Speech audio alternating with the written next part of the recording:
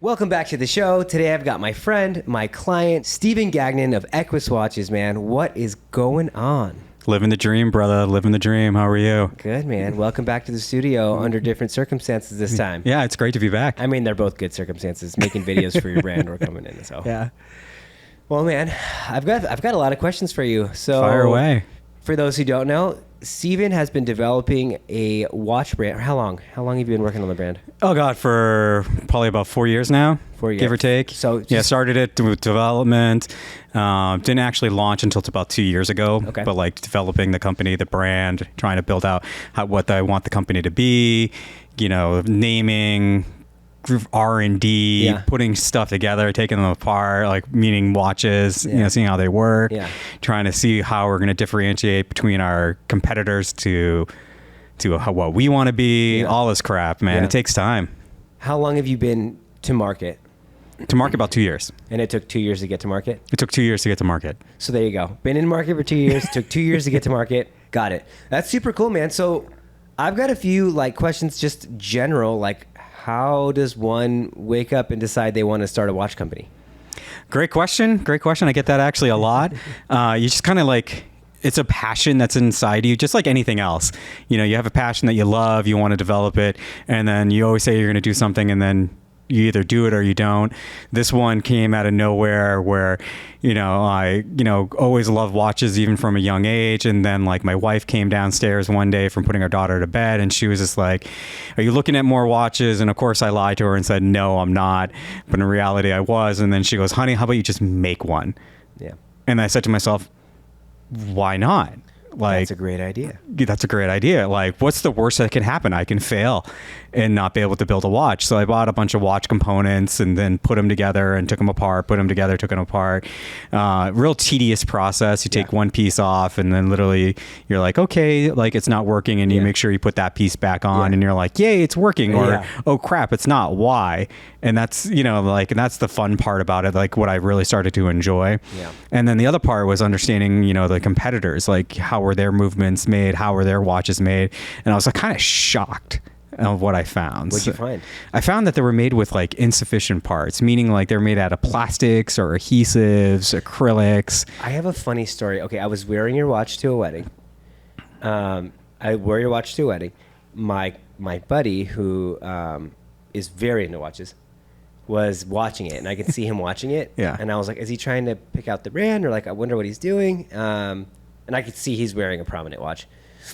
And I hadn't seen him in years. So I was like, I don't really know what he's doing, but okay. So later, after the wedding, we were all drinking, and it was 6-7 hours later. He's like, dude, your watch ticks really nicely. And I was like, what do you mean? He's like, the movement, it's very consistent. I can tell it keeps good time. Is it this thing? Is it this? And I was like, I don't think so. He named the mechanism that moves it. Oh, wow. And he That's said a talent. was, but the specific kind, and he mentioned it was just a very expensive one. And I was like, oh, I don't know, maybe. Do you know what I'm talking about at all? I don't know. But he talked about the thing that how it moves. So cheers to you on how the watch moves and keeps time. Thanks. That's awesome. But I want to go back and ask a question and go forward and ask a question. The back question I have is, how much of your time were you spending looking at watches? Embarrassing to admit. No embarrassing. A lot of time, too much time. What would it be? What would it be? Probably about, if I when I start looking at watches, I go deep, and I would spend 4, 5, 6 hours, just Googling, searching it, and then making the list. That's usually what took the longest part, was making a list of what did I like about this watch? What's the price point? What's, the color, the size, so all this crap. So when you were doing that before the watch company, you were doing all of that as to which one you're buying next. Pretty much, yeah. That's so funny. Dude, that's a really good level of detail. Yeah, it was crazy. Okay, so got it on that. So hours and hours looking at watches, which, you need to be obsessed with what you do to be great at it. So that was the past question I had. The forward question I had is, you've been pretty good about, and I've watched your other interviews, and we've obviously worked together. You've been pretty good about not naming names with brands, so I'm not going to ask you to do that. But what are some of the problems, and you started to get into it, but what are some of the problems with other watches and the materials that they're using to make the watches? The problem is that they're not using stainless steel and brass. They are to a certain degree, but not enough to really make the watch last. I mean watch companies now, and not to name any brands, but but I'll hint. They are a California-based watch company. Okay. But they're a great watch company. Yeah. Like them, I love their style. Their messaging, who they are is really, really cool. But the crappy thing is that their watches are made inefficient, Sure. in my opinion. Right. Are these watches battery watches or timepieces like yours? They're battery watches. Okay, got it. Yeah, so they're made with like acrylics and plastics and adhesives, and they look cool in all intents and purposes. They probably work pretty fine, for a while, but they're not going to last you a long time. Like my watches will last you hopefully for forever, and they have, because I've driven my car over them, each and every single one of them, and they all they're broken. Of course, the glass is broken, and the frame, the dials, dinged and everything like that, but the watch is still ticking away.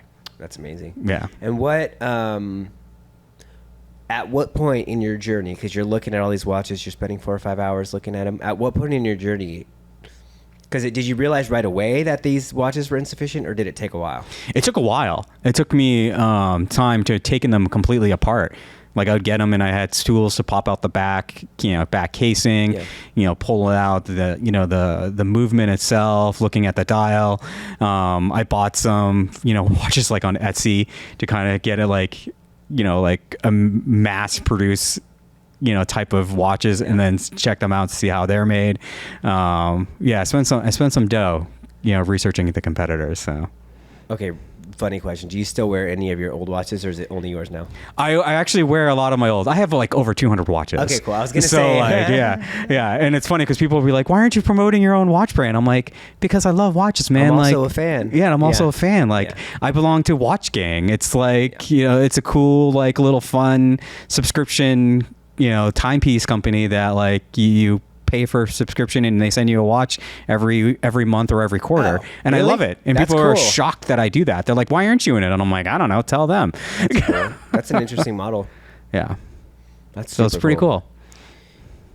At what age did you realize that you're like, oh my God, I just love watches? When I was 6. And then it kind of simmered down for a while until I was 19, and I was able to afford my own watches. Yeah. And that's when I went game busters and bought 7 watches, and I think in less than a year, that I still own too, which is funny. Yeah. But yeah, I went pretty hard, and then it slowly progressed over the years. Okay. That makes it now 6 years old. I don't have any memories from when I was 6. What at 6 years old was I love watches? Well, mine was this rinky-dinky Mickey Mouse watch, and it ticked away and the arms were moving. And as a 6-year-old, I thought that was super cool. That is cool. And I'm just cool now. I'm 30, I'm 34. And I thought to myself, I'm like, how is this moving? How is this working? How is this, how is this so this is awesome. How is this really working and being cool? So I got into that fascination at a young age of just really appreciating watches. Dude, that's really cool. Did you take that watch apart?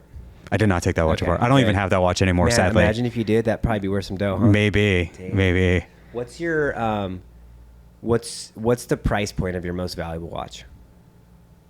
That personally I own, or from that you own? Yeah. Oh God, about $5,000 maybe. Really? Yeah. What watch is that?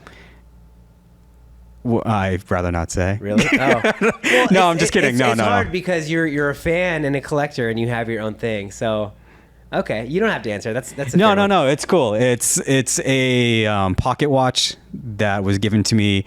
It's actually my father's pocket watch. Oh, that's so cool. That's really expensive. Yeah. What makes it so expensive?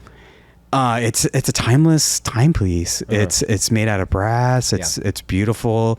My mom bought it not for $5,000. She bought it for way cheaper than that. Yeah. But over the years, it's valued and aged, and it's pretty sweet. And that's how old is it? Let's see. I am 43, so it's probably 40 years old. That's cool. Yeah, and I have my grandfather's pocket watch. That's probably 50 years old, give or take. That's super cool. Yeah. So you have a big, and you had over 200 watches? Yeah, from pocket watches to digital watches. I even own an Apple Watch, and I'm not a big Apple Watch fan. What's your favorite watch? My favorite watch, that's a hard question. I have two of them. One is the watch my mother-in-law gave me when we got married. Oh, cool. It's a Burberry watch. Burberry? Yeah, so it's a Burberry watch that she gave me, and I absolutely love it. It's beautiful. It's like a leather band, light leather band with it like a silver casing with a white dial. It's super sharp, super nice looking. And the other one would probably be like the one that my father got me when I turned 21.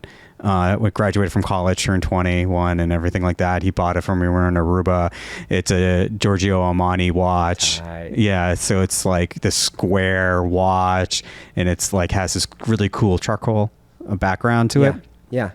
And, and it has like a crystal casing on top of it, crystal glass on it and everything. So I love it. Those two are rad. That's so cool. Yeah. My pocket watches, I love all of them, so it's hard it's hard to say which one. When No, people say which one's your favorite watch, I'm like, so how do you pick? Yeah, I'm like, all my pocket watches are my favorite, but like, in your opinion, I mean, as far as I'm concerned, you're like the expert of experts on the matter with how much time you spent kind of investing into it.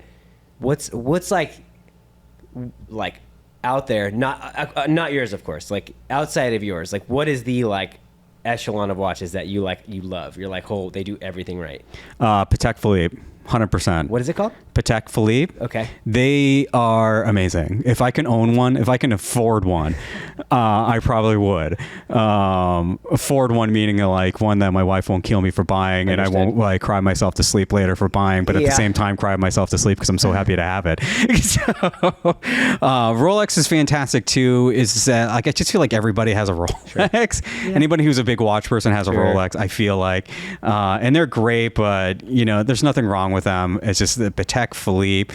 Their designs are so cool. Yeah. They're so like smooth and sleek, sexy. They're so nice to look at, and you can spot one like a mile away. It's just like something about the design of that. Like it's really cool. How do you spell that, or how do you just give me that? Because it sounds like one word. It could be two.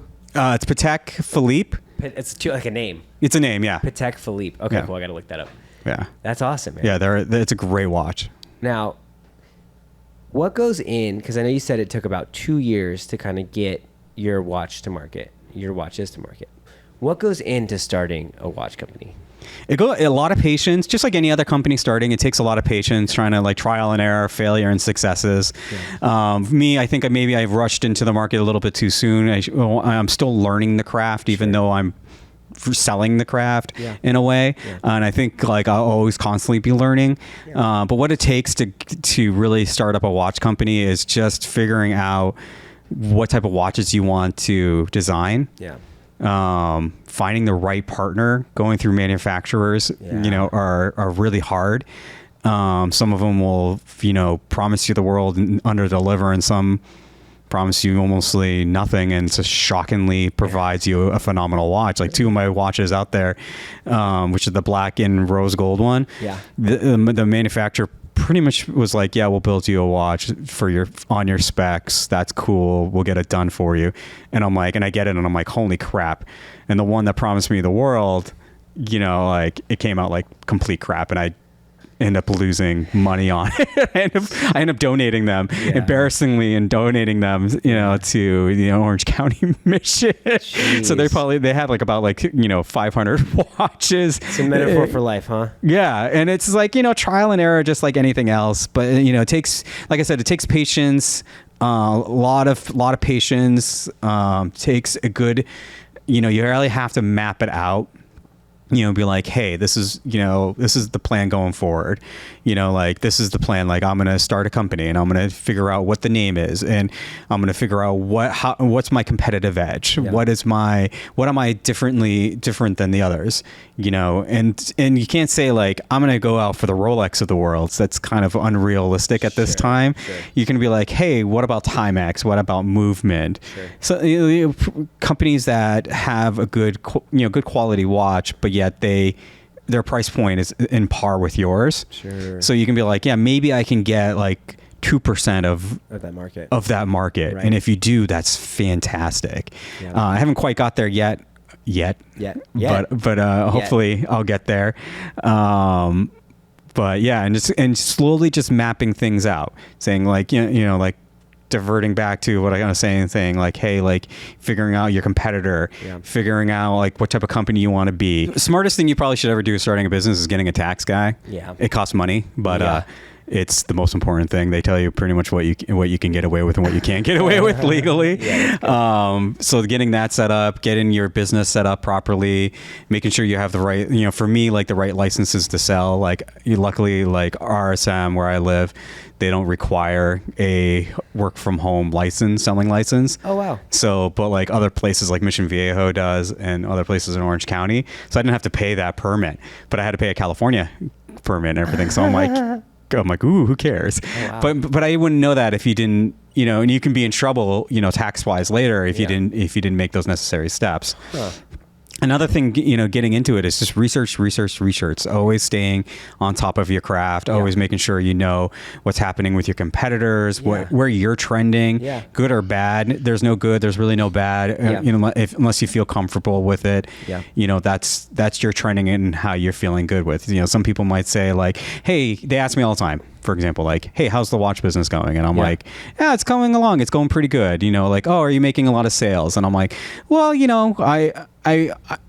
what's the level of success? Yeah. What do you feel is a level of success? Sure. If you're always constantly selling and selling out and you're making a ton of money, or is it that you're providing a great value to your customers and you're really communicating with them and connecting with them on a real level? Yeah. That's what I look at success. So when I mean, like I have one guy who's bought all my watches. And he lives local, and I deliver them personally to him because he's such a cool guy. Whoa. That like the first time I met him, he was just like, hey, like I had a problem with one of your watches. Can you come by and take a look? And I'm like, or can I send it back and everything? And I'm like, well, I'm local to you. Do you mind if we can meet up somewhere so I can maybe go over the watch with you and explain it? So we did, and we, sparked up a friendship, and then he ended up buying more and more watches. And to me, that's my level of success. Yeah. If I sold like 15 other watches, let's say like, later on that day or that month, that's cool. But like, connecting with, like real people with my customers is my level of success. Exactly. So that's what you need to figure out too when you're starting a business. What is your level of success? Yeah. Is it just to make money? Is it to make money? Everybody wants to make money. So you should throw that equation out. Yeah. Like, no, that's true. Is it like connecting with people, selling a product, geeking out on something that's fun, and then maybe selling it off later? Yeah. Like what is it? And like I can't answer that for anybody. You can't answer that for anybody. Sure. But like for me, it's connecting with my customers and connecting with folks. So yeah, no, that is super cool. The other stuff will come, but you got to have fun with it. And it sounds like you're having a good time with it. That's cool. Yeah, that it's a lot of fun. You've been able to service one of your clients or customers because they're local. You did like that's a cool video idea. Like, hey, one of my customers needed help with his watch, so I'm driving over to his house to do it. That's cool. Yeah, and I'll like hand deliver watches, and because you'll order online, then you'll be like, hey, can I pay you in cash? And I'm like, that's a personal touch, man. It's I'm like sure. Yeah. Like money is money, but like, it's the personal touch. And because of that, like he's giving me bottles of wine, which is super sweet for going out of my way. We're friends now. Yeah, we're buds now. That's cool. Yeah. See, you're not gonna get that with your everyday watch company. Absolutely. So that's awesome. And I write a note with every order. Every time someone places an order. Really? Yeah, I write a note. Oh, that's huge. Like a handwritten note saying thank you for your order. Enjoy your timepiece. Man, that is huge. Rock this out at your next event. Enjoy your time. Something. That's cool. Something like that's so cool. You know what my business mentors, Andy Frisella and Ed Milet. I don't know if you've heard of them. One is the owner of First Form, and the other one, he just has a massive personal brand. But Andy Frisella, First Form supplement company, when you make an order, and I'm on reoccurring, they have millions and millions of customers, and they write a note. Like every once in a while, you get a note in there. It's like, crush your day. I was like, that's pretty cool. That's pretty cool. No, so the fact that you do that is really cool, man. Yeah. That's really, really cool. It's just a nice little personal touch, and I'm appreciative of it too. Yeah. On your watches, on how you make them, what sets you apart from your competitors? Like I know I personally know that you put a lot of care into each one, but what from you, the watchmaker, what sets you apart from your competitors? What sets me apart is that all my components are built to last. Right. So what does that mean? You know, like, so all the watch pieces inside of it are made out of stainless steel and brass, including the hour markers to the hour markers that tell, you know, like the 1, 2, 3, 4, 5, like stuff like that. Or the hour, you know, the seconds going around and everything like that. That's all made out of stainless steel and brass. The dial is made out of stainless steel and brass. It may have embellishments or imperfections, which imperfections doesn't mean there's anything wrong with it. It just means, as a watch person, imperfections means, you know, like on a automatic watch, you see the skeleton part of the watch. That's called an imperfection, for example. It doesn't mean anything's wrong with it. Got it. What sets me apart from that is all of it's made out of stainless steel and brass. All of it's built to last. It's like I mentioned before, like I ran over all of these with my car. They broke, of course, but it was still telling time. Which is fantastic to me because that's the point I wanted to make by running them over with my car, that they're built to last. Right. When some of the other competitors, you drop them and they'll break. Right. Or you drop them a few times or bump into a side of a corner and they scratch. That makes sense. So that's what sets me apart. I think the most. I think also too is like the brand and the story.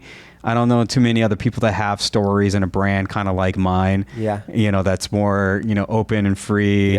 You know, every part of the business has a meaning. Every watch has a meaning within it. It all ties in with the logo. The logo has so many different types of meanings within it. And then like the name Eques stands for night, not nighttime, but night and shining armor. That type of thing. And, you know, and I wanted that to be a predominant. It sounded cool, the name, for one. No, it is. But when I found out it meant night, I was just like, oh, that's super cool because, you know, I want it to be something that you can rely on and it's durable and it's strong and, you know, represents prosperity and all that stuff. So I thought that would be super cool to bring that into my company.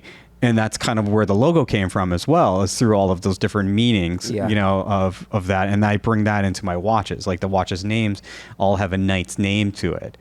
Or some version of a knight, you know, like the Countess, the women's watch. She was a countess that fought a war where her husband was too afraid to fight. You know, it's a cool story, you know, and, you know, I think it was like 1513 in France. You know, this woman raised an army to defend off the English, you know, by herself. She's like, you know, like this crazy woman who did this beautiful, amazing thing and to protect her family and protect her land. And while her husband was too afraid. Which again, war is scary, but you know, I don't blame them. And some of the other, you know, watches like the Templar, you know, Knights Templar, and then some of the, you know, Dark Knight, you know, the all black watch, you know, for, you know, I'm a big Batman fan, so like Dark Knight, Batman, you know, like kind of goes into like the whole night thing. I was gonna say, where do you get your ideas for the watches? Because I know they all have a story. Is it you just kind of live your life and you hear a cool story and you're like, oh, I gotta make a watch around that? Or is it? It's a lot of like, I'm a big history nerd. Sure. I geek out on history just as much as I geek out on watches. So I'll hear some of these stories and I'll like kind of be like, I wonder what some of the knights were that were fighting in it. And I'll kind of like research and, you know, deep dive, like I would deep dive, you know, the watches, and that's how I came up with some of the names. Oh, cool. Or I'll make it generic, like the Countess thing. Like someone told me about the story and I'm like, oh, I got to check this out. I got to like find out more about this. She's not the only one who's done this, but like, it's like a cool story that I wanted to bring that out. And I wanted to bring, this woman who was very fair and supposed to be very beautiful and very like a lady and everything. So like I wanted to build a watch around that to represent her. Yeah, that's cool. Or when I was designing watches, I'm like, that's a countess. Yeah, that's cool. Yeah, that's super cool. What would someone be surprised about if like in other people's watches, like they buy this watch, like this is the coolest watch, and like what's one thing that people would be like, well, you know, spoiler alert. Spoiler alert, why is it not working within a year or two? That's probably what I would say. Like, why is it not working as much? You know, like why is, you know, and some of it's care. Let's user error. If it's a battery operated watch, you don't wear a watch every day, pull the pin out. It's very simple. It stops the battery, doesn't corrode the battery. It just stops it from movement and working. But spoiler alert with some other factors is that they bump into like a table or a wall or something like that, and they have a scratch on their on the glass when there shouldn't be if it was really built well, right. Or the watch would be dinged, and then we're like, well, what happened? Yeah, and it's because it's not made with the good quality materials that you use. It's not, in my opinion, it's not. Got it. I'm sure the other watch manufacturers will highly disagree with me, but which is perfectly fine. Yeah, everybody's right to their own opinion, except for my opinion is correct. Also, that sounded like that sounded like a watch care hack too. If it's a battery operated watch and you don't wear it all the time, pull the pin out. Pull the pin out.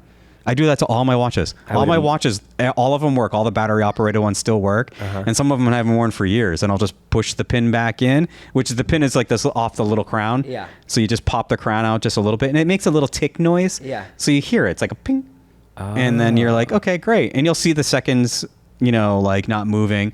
And you just put it back in wherever you put your watches. And I have like cases and drawers of watches. Battery preserved. And batteries preserved. That's awesome. Man. Yeah. Okay. Question for me. How in the hell do you make these timepieces? I know it's based on some kind of like energy source that re-energizes when you move. For the people who may not understand it, how does it work? Oh, the automatic timepieces? Yeah. Oh, great. They have all these like little crazy springs and coils inside. Okay. So you it won't keep time forever. Okay. And it's like a little wind up. Some of them have a little wind up thing on the crown where you wind it up. Yeah. So it won't keep time forever, but you move it a little bit on your wrist, and these coils kind of like expand.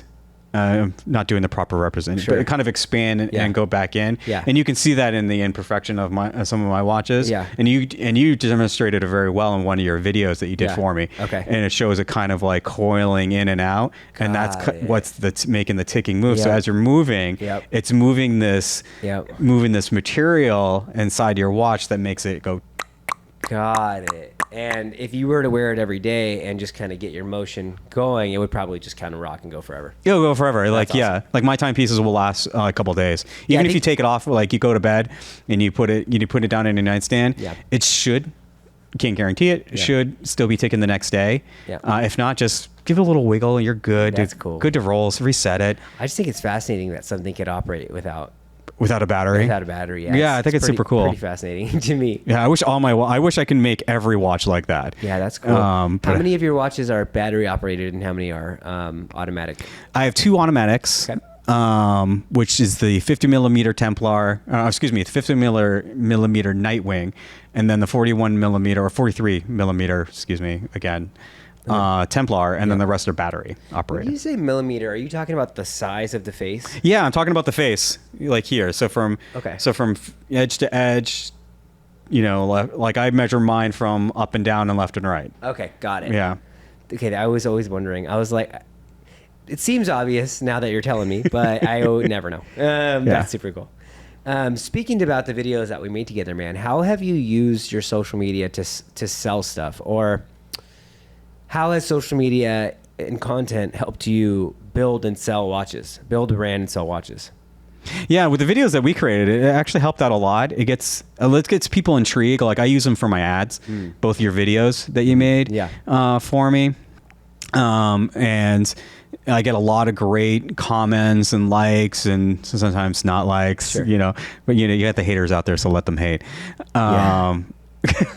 But I think they helped out a lot, and absolutely. I use them a lot. I use them a lot in various different avenues, like for advertisement. Yeah. I use part of them, like when you do like a reel or something like that on social media. I use partly the video and partly the still photos. I cut up the other, the one that we did with like the interviewing piece. I broke those up in different segments and everything like that, and pieced them together.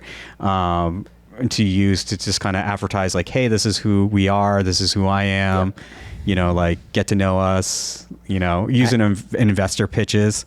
I have to say I've had a couple clients like you, and this is a really big compliment, is like you're crafty with how you use 1 to 2 to 3 pieces of content. Thank you. You take it and you're like, cool, I'm going to use this here. I'm going to split that up, use that there, use it.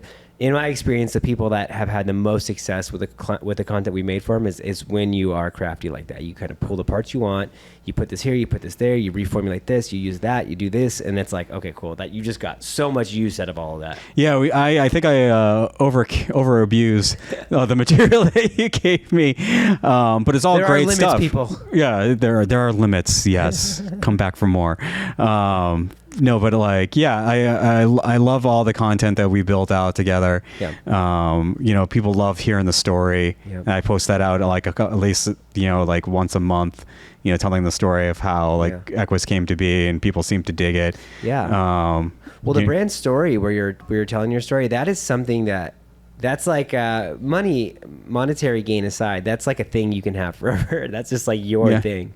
Oh, totally. I always think those are very cool. Yeah. And I've always looked at content that way. I'm like, cool, I spent an hour making this video for myself or whatever, right? I spent an hour making this video, posted social media, did whatever. But like, that's a thing that's my thing that's going to be there forever. That's like uniquely my thing. So I kind of geek out over that stuff. Yeah, like and like my family and relatives like love it, and my wife's relatives love it. Yeah. They're always like, "Oh, that's really great! I didn't know," or "I love the video," and like it came out great. And I'm like, "Oh, thanks." Yeah. And it's great to like vanity purposes too. Like you look at it and you're like, "Wow, like that's good. something that I'm doing. This is something. This is legit. It's in the."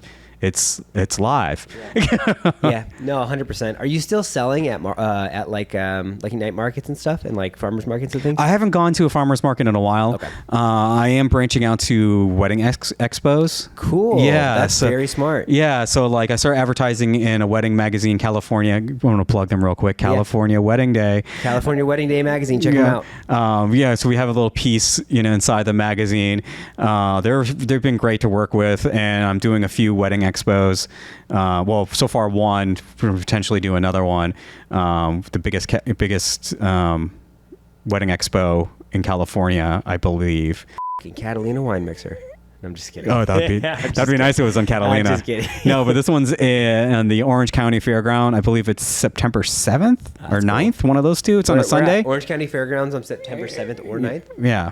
Yeah, Make it's sure you go a see my Sunday. mans and It's a get a Sunday. So, so it's one of the biggest, like 4,000 people are going to be there. They're projecting to be. So like, I figured, can sell to like grooms and groomsmen, bridesmaids, bridegroom, of course, father of the bride, father of the groom. That's cool. I mean, the mothers, of course. Let's not forget about them. They're the most. Don't forget about them. Yeah, they're very important. Very important. Now, I was gonna say what's cool is I've seen other clients before use like if they bring like a TV, or like you have like at the expo and you have a TV and you have it playing.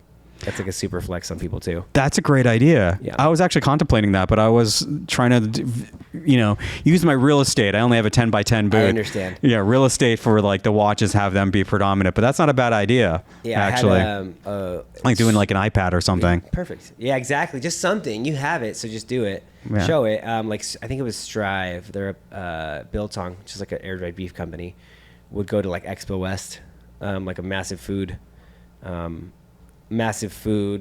get together thing, expo, and they would have it all on their screens, and I was like, oh, this is pretty cool. That's pretty rad. That shows well, so that was pretty cool. Is content and social media your main sales avenue, or is there a couple different avenues you're like working through right now? Mostly on Meta, Facebook, Instagram. Yep. Is where I'm doing all my advertising on it. It's, being a micro brand company, you have a limited budget. Yeah. So I don't have a chance to go game busters or do like stuff national wide and everything, which that would be awesome. But social media is kind of funny though, that like if you have really good content, you can win. You can beat out. It's like an auction. If your content's better, you beat people out. So having a small budget's fine. You just need to have the content to beat people. No, totally. It's really cool. Yeah.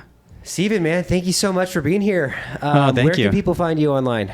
You guys can find me at equestp.com. I'm going to spell that for you guys because no one really knows how to spell it.